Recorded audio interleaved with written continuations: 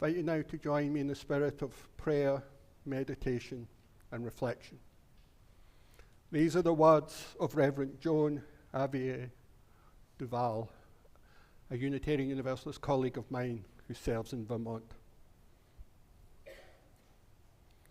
Holy mystery, silent presence, uncertain bearer of the weight of its all.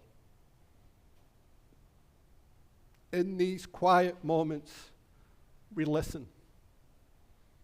We listen for the maybe still breathing, perhaps still whispering, faintest sign of the universal good.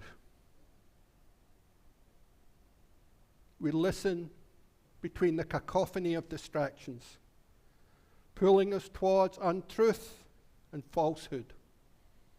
We listen amidst the shrill cries of desperation of "we have had enough," of "when will they stop killing my people," of "how much more will the waters rise," of "how much longer can I hang on." We listen and we wait. Through the tumult of these days, we seek assurance. We seek the fulfillment of a promise made to ourselves, a promise made to those we have been stretched to call neighbor, a promise written and enshrined and yet unfulfilled.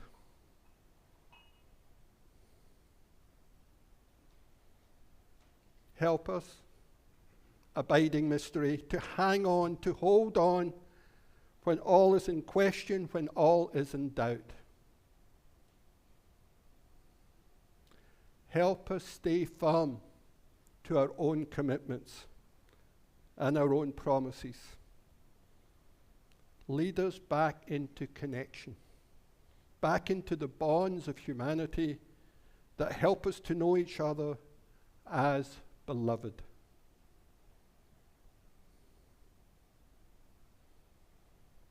May we continue listening. May we keep watch. May we beckon love, justice, and mercy with our own whispers, with our shouts, with our cries, until all know themselves part of the circle of love. I invite you to join me in a time of silence.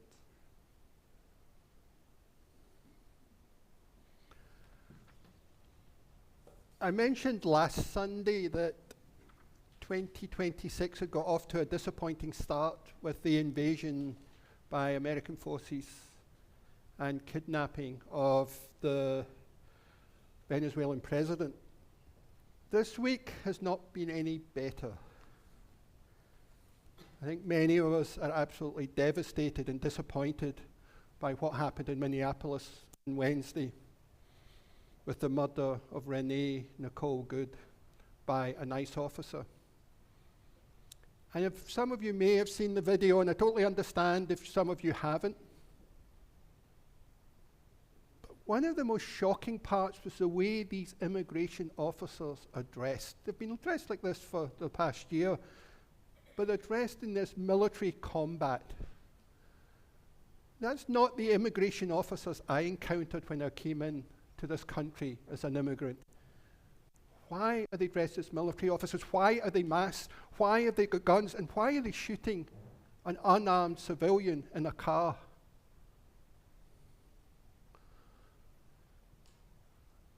We're talking about practicing resistance, and what I need to work on is resisting that is normal, that is acceptable. It's not. It's not how our officers, our immigration officers should be acting. It's not how our government should be acting. Shouldn't be a double down of it. There should be an immediate investigation, independent investigation. Why was that officer shooting an unarmed civilian? But then we've become so accustomed to so many. The whole Black Lives Matter movement was about the shooting of unarmed, mainly African American teenagers. And it's so hard. We have to resist becoming numb. We have to resist accepting it. We have to resist getting overwhelmed by all the needs that are going on in this country. That's the resistance we need to practice. We cannot accept this. We cannot accept the lies coming from our government. We cannot accept the lies coming from our president. It's enough. We cannot accept any of that. And then it's so easy to kind of fall into possible despair about the situation. We can't. Our faith demands that we are a life-affirming, life-enhancing, life-saving faith.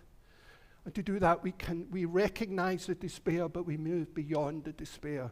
So we have to resist going into despair and finding hope. And we talked last month in December about hope, finding hope by taking action. Hope in itself is not enough. We need to take action. And I was talking to someone before the service, and I was saying, there are no small acts right now. There are no small acts right now. Our collecting food money for the food bank, that's not a small act. As I mentioned back in December, if we each collect $1 for every meal, we could raise over $20,000 for the food bank by the 25th of January. We've got the Dream Club service this next Sunday. We will be hearing from the voices of undocumented immigrants who dream for a better life here in the US. Something that we often talk about being the American dream, people coming to this country and being successful, that is getting thwarted now. They're getting demonized, they're getting criminalized, and that is not right. We cannot accept that.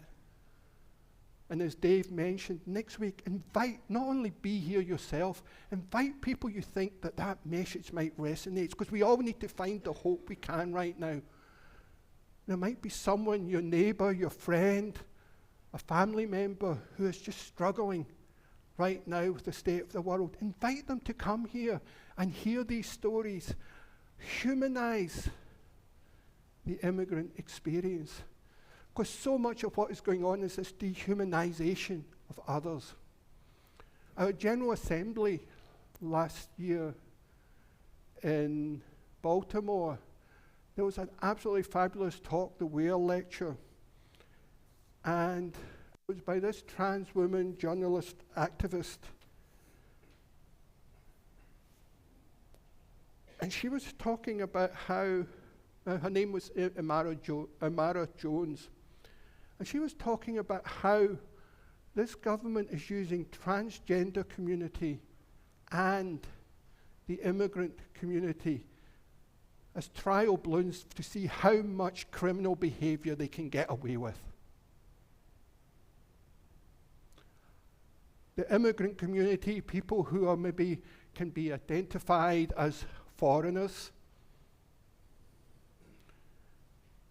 what can we get away with them? The transgender community, a divisive issue even within the progressive side. How much can we get away with by targeting the transgender community? And Amara Jones' whole point was, these are trials to see how much authoritarian behavior we can get away with in this country by targeting these groups. And I'm going to mention a poem here that's become a bit of a cliche, but I want us to really think about these words. It's called First They Came, by the German pastor Martin Niemöller.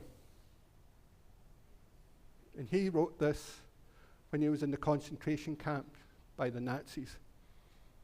First they came for the communists, and I did not speak out, because I was not a communist.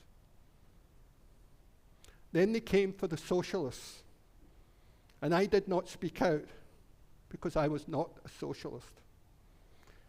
Then they came from the trade unionists, and I did not speak out because I was not a trade unionist.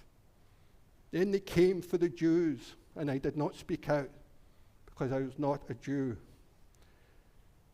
And then they came for me, and there was no one left to speak out for me. I would add 2 additional lines to that. Then they came for the undocumented immigrant. But I did not speak out because I was not an undocumented immigrant. Then they came for the trans teenagers, and I did not speak out because I'm not a trans teenager.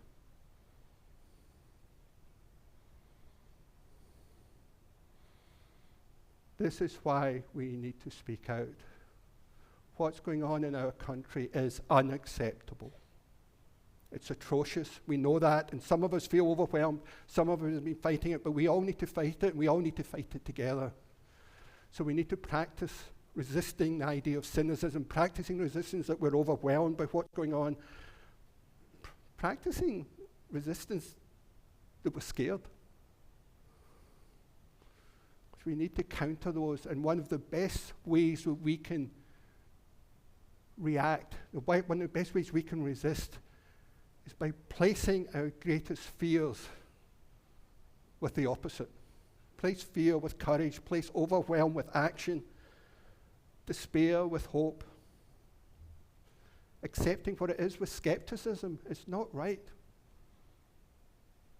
And our Centre of Interest this month was done by a young adult.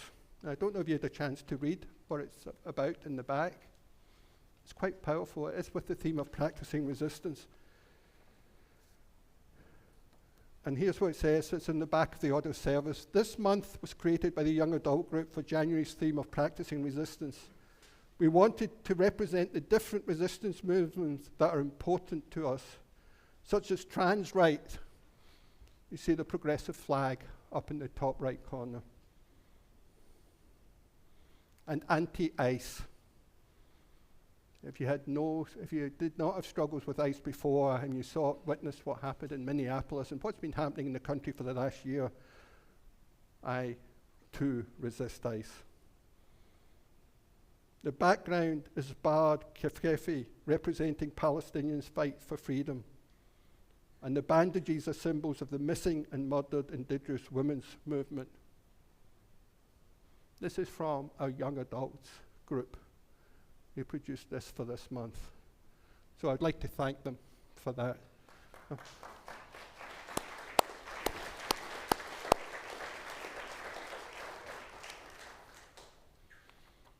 When you look at that, feel, how are you called to resist at this time? According to the British newspaper The Guardian, at least 37 people were murdered or died in ICE custody last year. So what happened on Wednesday is a continuation of a pattern that was already happening. We need to keep speaking the truth. We need to keep naming the names, like Renee Nicole Good, who was murdered by ICE on Wednesday. There's so many others. I will send out a list of them tomorrow, of all the people who died in ICE custody in the last year. These are people funded by our tax dollars. These are people who are here allegedly to protect our community. And why are they dressed in military combat? Immigration officers. Why are they armed?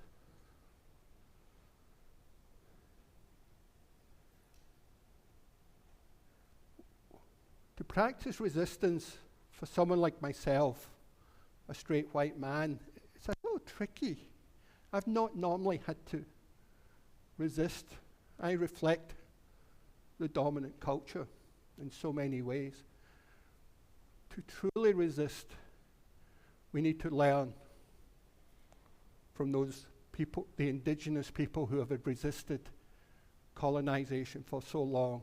The African American community who came here enslaved, and even after emancipation suffered tragic and horrendous discrimination. Those are who we need to learn from. There's the old story of the guy walking around the street and he falls into a hole and he can't get out. And a priest comes along. That's not picking the Catholics. It was a Unitarian Universalist minister came along. And he said, "Hey, can you help me? I've fallen in this hole and I can't get out." And so the Unitarian Universalist minister wrote a prayer and threw it into the hole.